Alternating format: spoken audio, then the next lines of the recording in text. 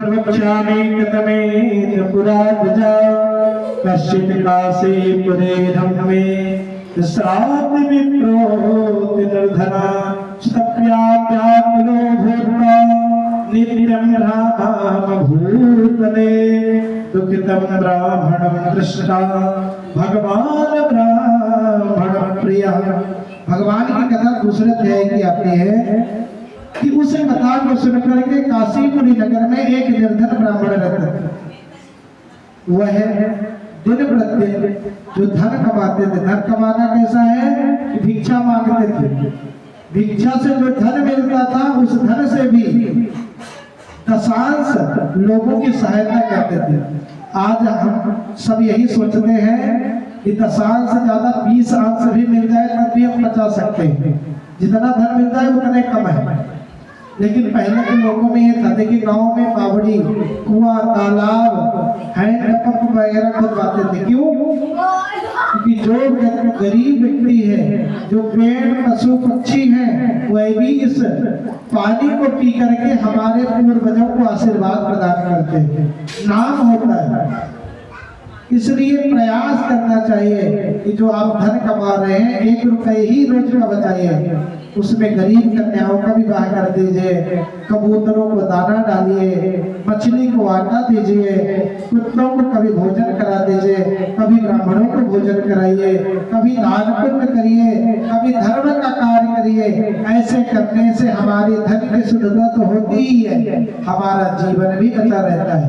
एक सेठ जी थे, उन्होंने जीवन पर्यंत 50 वर्ष आयु तक उन्होंने इतना धन कमाया कि धन की कोई सीमा नहीं थी। जैसे टाटा जी को देख लीजिए, ऐसे इन्होंने नाम करके गया। एक तरह से कहते हैं कि वास्तव में उन्होंने अच्छे कर्म भी किए हैं, इतने लोगों को अच्छी सहायता प्राप्त किए हैं।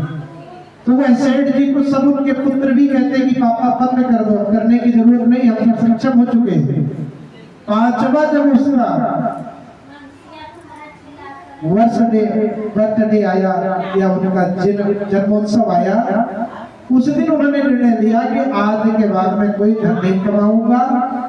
रात्रि में सोचा जब सुबह प्रातः काल सब बच्चों को धन को बांट देंगे, हम अब 50 वर्ष के ऊपर हो गए, अब अपने दर्शन करने के लिए तीर्थ यात्रा के लिए जाएंगे।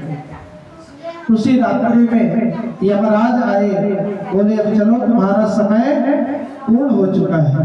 घबरा गए, अरे अभी तो मुझे सब निर्णय करना है, कौन से बच्चे को कितना क्या धन देना है, मुझे तीर्थ आश्रम आदि जाना है, और आप कह रहे चलो, मैं कहाँ जाऊं? बोले आपका बुलावा आ गया है। हाथ जोड़ के कहे कि प्रभु मुझे क्षमा करिए, कुछ समय मुझे और दे दीजिए, और कुछ ही समय के बाद मुझे आप लेके जाइए। बोले अब भगवान का जब बुलावा आता है तो एक पल भी आपको समय नहीं दिया जाएगा। बार बार बोले मेरा जितना धन है आधा धन मैं आपको दे देता हूँ, मुझे थोड़ा आयु दे दीजिए। बोले कुछ भी नहीं मिलेगा। बोले एक कष्ट मुझे और कर दीजिए, सब धन ले लीजिए, तब भी उन्हें आयु नहीं मिली। तो क्या बोले कि सिर्फ एक मुझे पत्र लिखने के लिए समय दे दीजिए, बस। दया आ गई और बोले ठीक है लिख लो। उसने क्या लिखा? उन ब्राह्मण देवता जो सात हुआ है बनिया था, उन्होंने लिखे हे बच्चों, जीवन पर्यंत मैंने सिर्फ और सिर्फ धन कमाया, न तो दान किया, न पुण्य किया, न अपने जीवन में अच्छा कोई कर्म कर पाया, सिर्फ धन ही कमाया। लेकिन उस धन से आज मैं अपने लिए एक पल भी नहीं खरीद पाया। इसलिए आप जितने भी मेरे पुत्र हो, आप धन भी करना, धर्म भी करना, धन भी कमाना, अपने बच्चों को समय देना, पत्नी को समय देना, क्योंकि आपको अलग से एक भी पल का समय नहीं मिलेगा भक्ति करने का। इसलिए जो जीवन परमात्मा ने दिया है उसी के बीच में ही अपने अच्छे कर्म को भी करते चले जाना, नहीं तो समय नहीं मिल पाएगा। इसलिए सबको प्रयास करना चाहिए। हम सब ये सोचते हैं कि अभी जितना धन कमाना कमा ले, बुढ़ापे काल में अच्छा कर्म कर लेंगे, लेकिन कभी नहीं हो पाएगा। कब चले जाना है है कोई नहीं जानता, इसलिए 1 रुपए 2 रुपए अच्छे कर्मों में लगाना चाहिए, देश के हित में कार्य करना चाहिए। यह ब्राह्मण देवता जो धन कमाते थे उस धन से भी भिक्षुओं को गरीबों को दान देते थे। और इनकी वृद्ध अवस्था जब हो गई तब उनकी पत्नी बोलती है कि कितने दिन तक आप अच्छा कर्म किए तो क्या प्राप्त हुआ?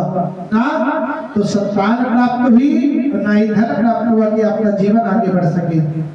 तभी वह मंदिर में जाकर के रोते समय रोने लगे कि प्रभु क्या यह दिन देखने के लिए मुझे बनाया है? ना तो संतान प्राप्त हुआ और ना ही मुझे धन मिला, मेरा परिवार, मेरा घर कैसे चलेगा, मेरी पत्नी कैसे अन्नादि भोजन करेगी? ऐसे व्याकुल होकर के जब रोने लगे तो मंदिर के जो पंडित जी उन्होंने कहा, हे ब्राह्मण देवता, आप निश्चय ही अच्छा कर्म किए हैं और जीवन में ऐसा कोई व्यक्ति नहीं है जिसके यहाँ दुख रहा हो तो सुख ना हो, और जिसके यहाँ सुख होए वहाँ दुख ना हो, क्योंकि रात और दिन, दुख और सुख परमात्मा का एक पहलू है, होना ही होना है। जो शुरू में कष्ट भोगता है निसंदेह आगे सुख भोगता है, लेकिन जो शुरू से सुख ही सुख भोगता है, अच्छा कर्म भी न करे तो निश्चित रूप से उसको आगे कष्ट होता है। इसलिए जब सुख आए तब भी भगवान की भक्ति को प्रयास करना चाहिए कि उसे करते रहे। इसलिए ब्राह्मण देवता से जब कहा गया कि सत्यनारायण का व्रत करिए, उन्होंने उसी दिन गए संकल्प कर लिए कि प्रभु जब मेरे कुछ धन आ जाएगा, कभी भी उधार लेके पूजा नहीं करना चाहिए। भगवान ने दिया है तो एकदम से बढ़िया से करिए, नहीं दिया तो उधार लेके पूजा भी नहीं करना चाहिए, जितना हो सके स्वयं का करिए। उसके पास ब्राह्मण देवता धन को इकट्ठा करते करते कहते हैं, आजकल मुंबई में घर लेना है तो लोन में होता है, उसी तरह जब मन में कोई चीज ठान ले तो बड़े बड़े कार्य सिद्ध हो जाते हैं। इसलिए जब मन में कोई भी चिंता हो, जो भी कोई कुछ बड़े कार्य करना हो तो मन में संकल्प जरूरी है, मुझे करना ही करना है, निश्चय रूप से पूर्ण हो जाता है। ब्राह्मण देवता ने जो धन कमाते थे उस धन से थोड़ा थोड़ा बचा बचा करके एक दिन कथा सुनने तक की व्यवस्था इकट्ठा हो गई तो ब्राह्मण को बुला करके सुंदर भगवान की कथा को श्रवण किए। कथा को सुनने के बाद उनकी बुद्धि परिवर्तन हुई, तो जो मैं धन मांग रहा हूँ उससे कहीं मैं दूसरा कार्य भी तो कर सकता हूँ। उन्होंने भक्ति करना चालू किया, लोगों को अच्छा सद्बुद्धि देना चालू किया, धीरे धीरे उसे बुलाने लगे लोग, और अंत में भगवान की कृपा से कंचन का महल प्राप्त कर लिए। उसी समय एक लकड़ी बेचने वाला आता है और देखता है कि जो ब्राह्मण देवता इतने गरीब थे, धनवान कैसे हो गए। हम लोग भी लोग दूसरे की जीवनी पढ़ पढ़ के आगे बढ़ते हैं। लोगों का प्रश्न ये होता है कि एक बार जैसे अकबर ने बीरबल जी से प्रश्न किया था, ये बताओ कि तुम्हारा भगवान कहाँ रहता है, क्या करता है, रोज प्रतिदिन पूजा करते हो, तुम्हारा भगवान है कहाँ? उन्होंने कहा ऐसे लोगों को समझाना कैसे, जब कभी कोई पूजा ही नहीं किया तो उसको कैसे समझाएं। उन्होंने कहा कुछ दिन का समय दीजिए तब मैं आपको बताऊंगा। बोले ठीक है, जब इसका उत्तर लेके आना तभी मेरे दरबार में आना ही नहीं।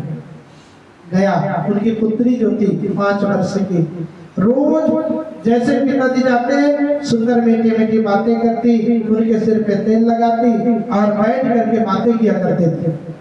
उस दिन पिताजी का मूड चेंज कि आज से ड्यूटी छूट गई, अब अकबर को बुलाया नहीं, अब करो तो करो क्या। पुत्री आई तो बोले जाओ उधर, मुझे खेलो, मुझे अच्छा नहीं लग रहा, अभी सोने दो। बोले पिताजी बताइए हुआ क्या है।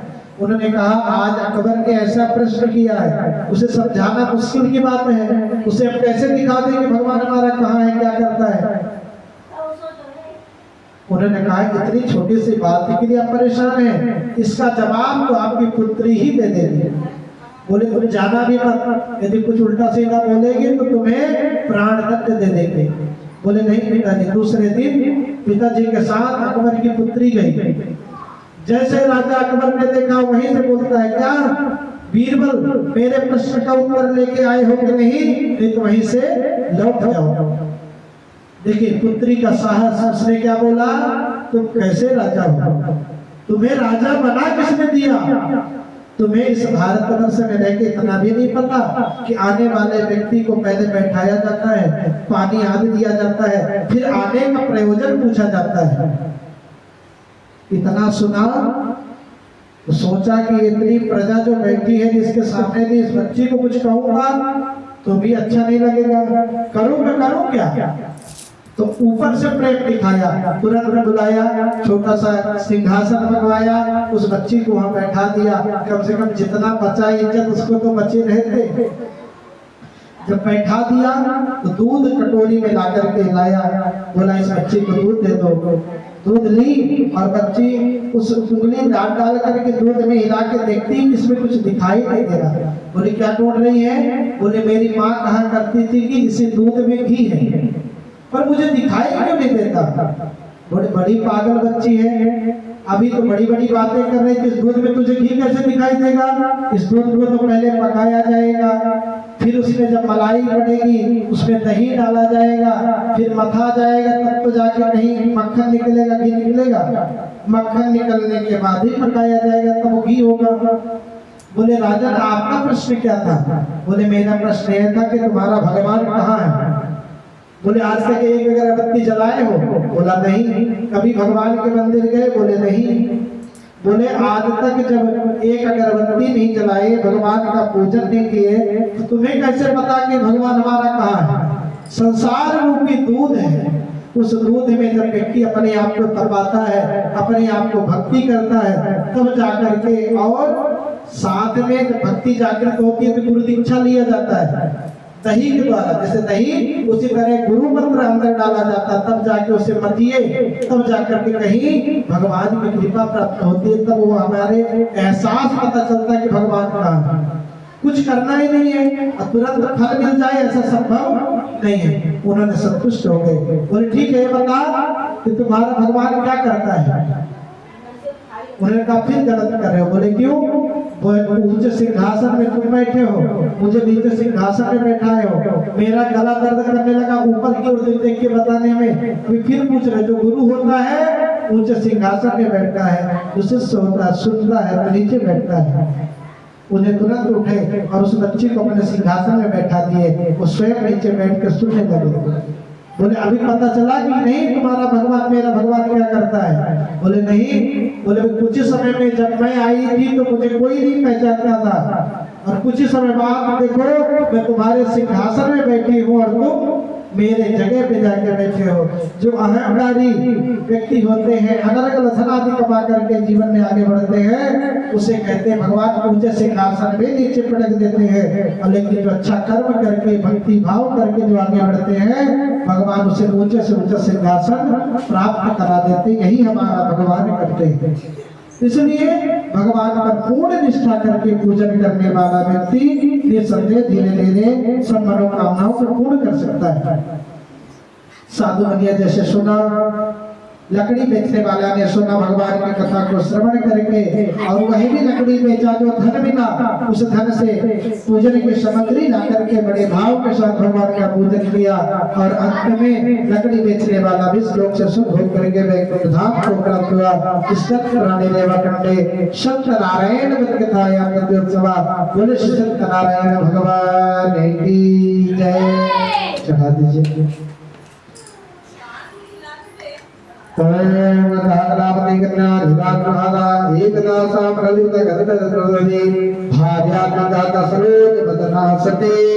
भद्रशीला नदी तेरे सत्य चरे।